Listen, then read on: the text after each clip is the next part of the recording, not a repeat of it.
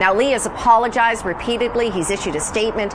He said, I will take responsibility for this, stop all performances, reflect deeply, and study again. The company fired Li and issued their own apology, but their offices in Beijing and Shanghai have already been shut down. So in case you weren't aware, there is a particular comedian who made a joke about the army in China, and he's in a lot of trouble for it. So I'll let you hear part of the news story, but I think this is an important story for two different reasons that I'm going to get to. Comedian Li Haoshi, known by his stage name House, described his thought when seeing two stray dogs he had just adopted chasing a squirrel.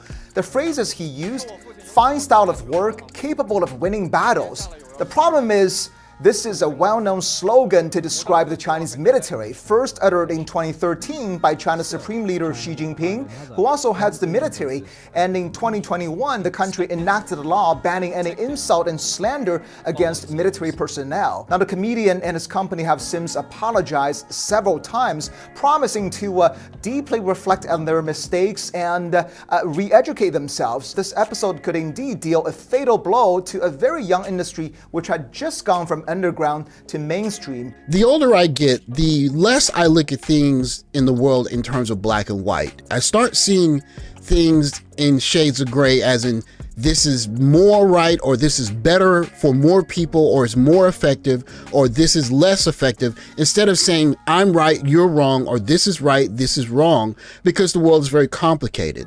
And so when you look at a government like China that operates the way that it does, it may not be the freest and the most open in terms of allowing certain types of speech, but their job is to be a country that's running very effectively, and they're appearing to do a very good job at that.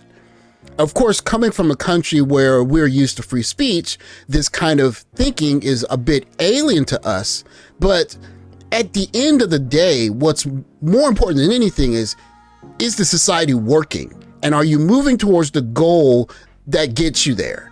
And so allowing certain ideas to propagate the norm of common day conversation can also have an effect of not just morale, but just the way that society works and in effect where the society is heading.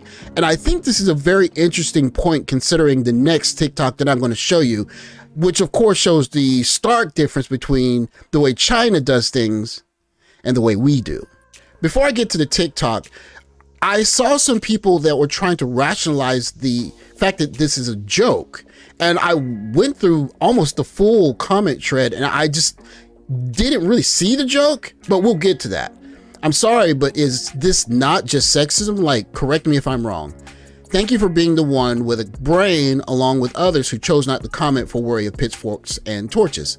So people were, I guess, afraid if they showed some kind of negative response to the actual TikTok, they were going to get, a lot of negative responses. And the last one is not LMAO. She knows there's good men. It's just for likes, brother. Don't stress. Y'all, why am I sitting on my floor and I just thought of an invention that would literally change the world? Listen up. Imagine if they invented a man who was a good person. I don't even know how I thought about that. Like, honestly, women in STEM. My first impulse when I saw this TikTok was thinking, am I missing some kind of inside joke, or is this another skit, or what is it that I'm not getting? Because you look at the amount of views and you see that has 500,000 likes, and I'm not sure how many views it has, but it's got to be at least 1 million plus, 5 million maybe. And I'm listening and I'm trying to understand, what am I missing here?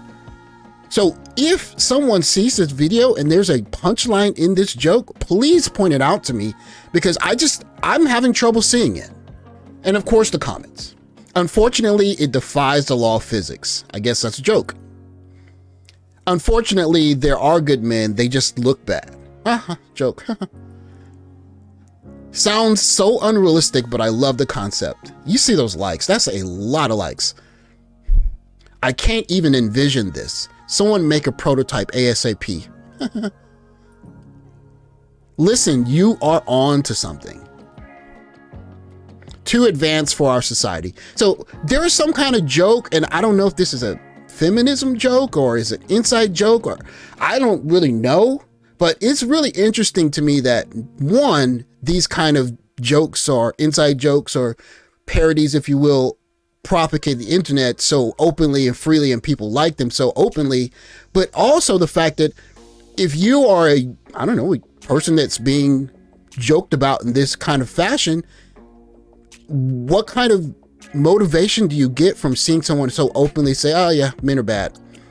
Like, blanket, like, you were born a man and you're bad. Like, that just points right back to sexism, racism, all of the things that we're told that you shouldn't judge a person by in terms of the way they were born. Is just a joke. And I'm trying to see where I missed something, but I don't know what I'm missing. Y'all, why am I sitting on my floor and I just thought of an invention that would literally change the world? Listen up. Imagine if they invented a man who was a good person. I don't even know how I thought about that. Like, honestly, women in STEM. $2 million. And Li is now under police investigation for, quote, severely insulting the People's Liberation Army, and said his joke had, quote, a vile societal impact. As Americans, we're socialized to believe that free speech, as the First Amendment in the Constitution, is a God-given right. And that's the way we grew up. That's our socialization. But this must be reckoned with. The fact that China does things a very different way, and their way is not only working, but they are barreling very quickly at that #1 GDP spot.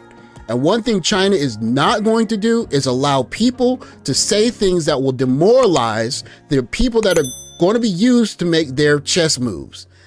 That said, it's been interesting to see geopolitically what things are, but one thing that can't be denied is that when things get tough, the rules change. How those rules are going to change, we don't know, but I do think it's very interesting seeing quote unquote jokes like these and how they compare with the way other countries are making moves because they need their chess pieces.